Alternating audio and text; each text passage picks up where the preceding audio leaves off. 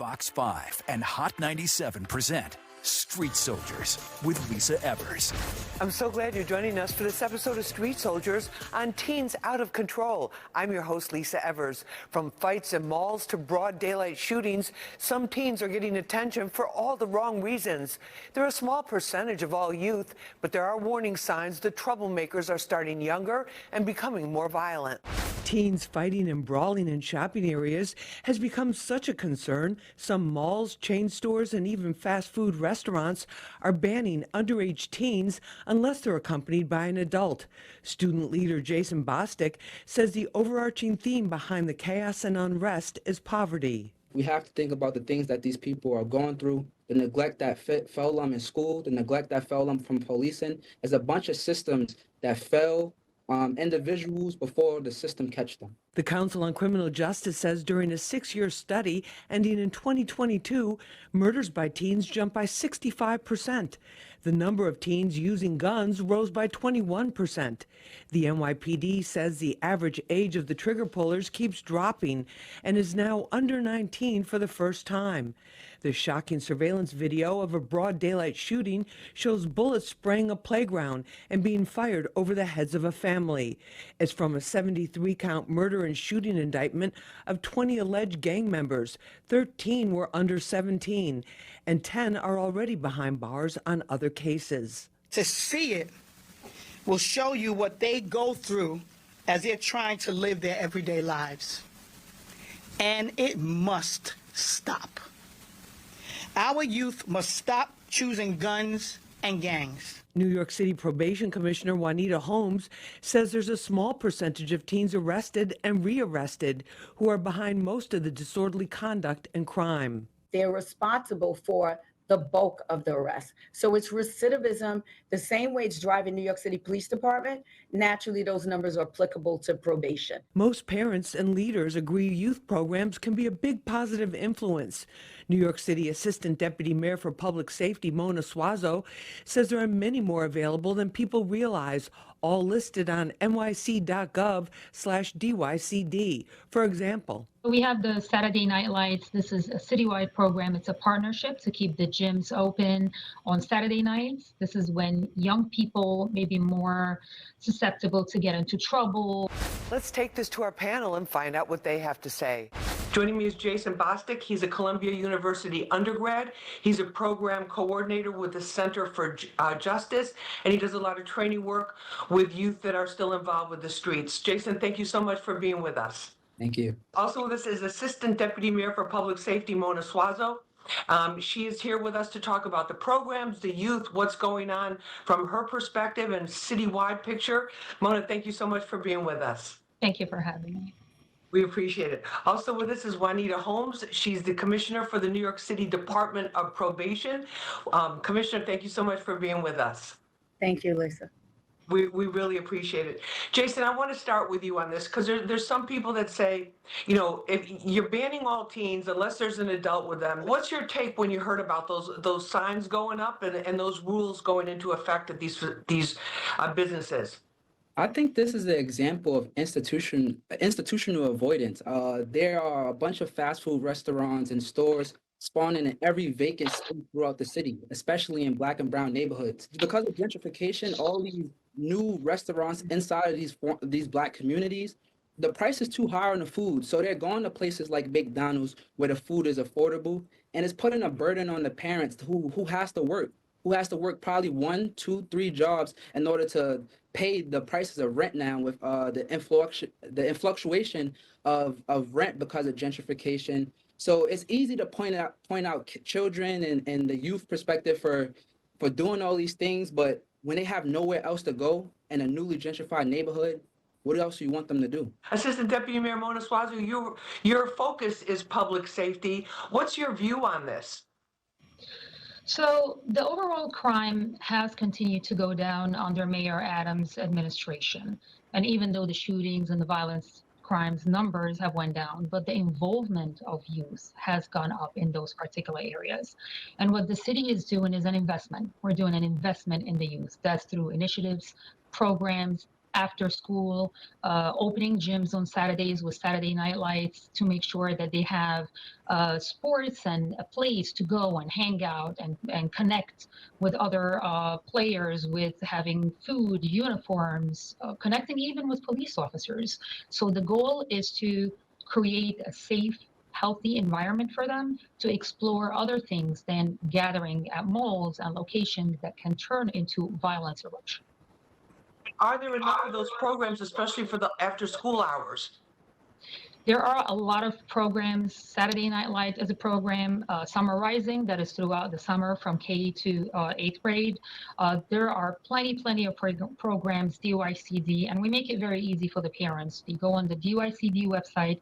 There is one page, one portal. They can sign up for all the programs under DYCD. Probation Commissioner Juanita Holmes, what are you seeing with the youth that come through your system? What I'm seeing is an increase in the youth coming through our system, unfortunately. And as a result of such, we are really taking a look and analyzing a lot of programs. A lot of the programs here in DOP, I've been here for 2 years, have been pretty much the same programs perpetuated throughout over a decade. With the Department of Probation, we want to make it more meaningful employment and giving them career opportunities.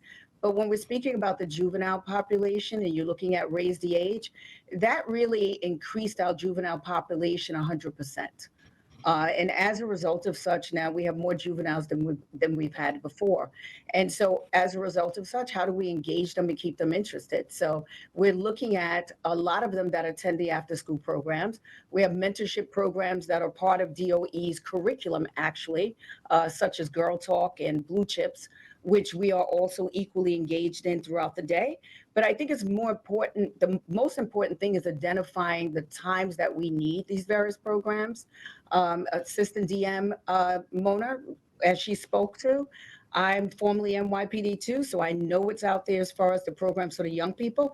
Even simply walking into a precinct, we have explorers, cadets. This summer, we have all the summer youth, work that's there for our young people. We're beginning to sign them up now. There's no reason why all of my young people on probation, with the exception of the 13-year-olds, should not be employed this summer. There's much more to come. Stay with us. Juanita, you're talking about the programs themselves and some of the people that work, the community leaders that I've talked with, and some of the PAL leaders where they're trying to find things to engage the teens, because it's very different than an 8 or 9-year-old or 10-year-old even to keep them busy. They're doing podcasts, they're doing media things, they're doing things involving music to get them involved. What do you think about that? No, I think that's fabulous. We actually involved and we're engaging them in AI. So we're recently partnered with Google, which is great. Everyone has an interest in virtual reality. Also, it's going to allow them to be able to get a certification in AI, right? A lot of young people, unfortunately, in some of our underserved communities, a lot of them do have that schooling where they can go on and go to college for computer science. But those that don't have that opportunity, you want them still to have some familiarity with what's now and prevalent in the computer world. Jason, why is this happening? Is this happening more now though? Do you think these groups that are getting into trouble together, in some places they're gangs and called gangs or crews? What do you think of, what can you tell us about that from what you hear on the streets? Well, I want to first be frank. Commissioner Holmes said that if there's programs and all you gotta do is walk into the precinct, I don't think no young kid from the inner community is just gonna walk into the side of a precinct, especially how over-policed their neighborhood is.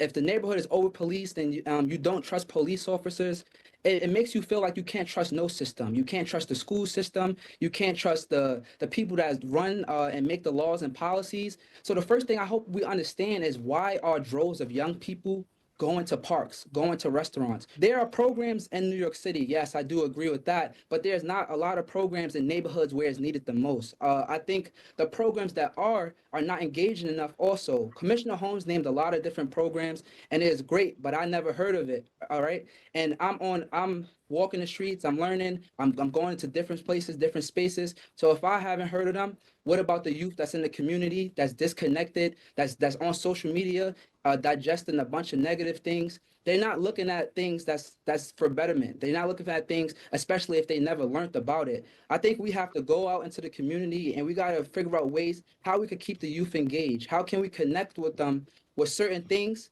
without criminalizing them, without making them feel alienated, make them feel accepted, especially when they don't trust institutions. I agree. If we could get the youth to trust institutions, if we could find a way to bridge that gap between the police officers, between government, then we could see some change inside our community. I wanted to respond to Jason. So when I spoke about the precinct, I didn't mean just walk into the precinct.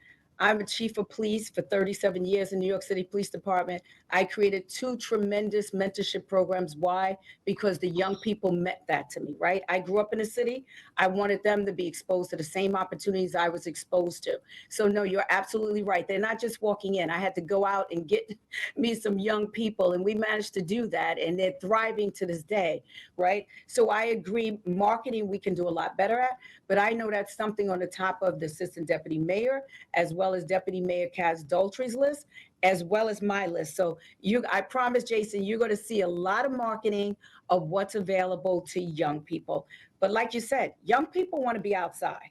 And young people leave us and they still have to go home to their respective neighborhoods. And we should do better in ensuring that aesthetically their communities are welcoming, whether it's a park, because we know outdoor space is important. We know the summer is coming, and more importantly, we know young people need somewhere to go. What about the safety aspect for teens when they're concerned about what other teens are doing?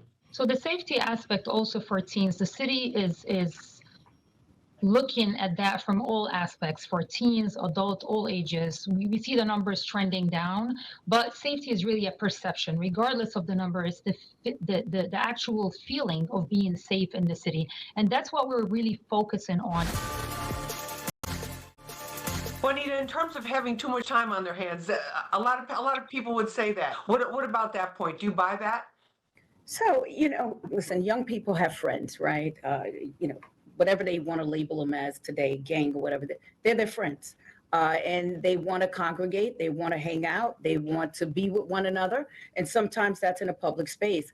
And like Jason's saying, I'm born and raised in Best Stuyvesant, right? Quincy Street. So I'm very familiar with the change there. That precinct, the 81st precinct, I was a commanding officer there for about 4 years. I watched a change in a particular neighborhood, and I speak about that all the time here. No matter what we have for young people, when they're in those public spaces, whether it's a program, whether it's sports that they're participating in, they still have to leave and go home. And, there's nothing like being able to hang out in your own backyard, whether that's a park, whether it's a community center. We have what we call neon spaces, 7 of them throughout the communities, and mostly in the communities where we have a lot of our clients, unfortunately, our underserved communities. And those hours I'm looking at and thinking about changing, because they're not reflective of supporting the young people after school or on the weekends.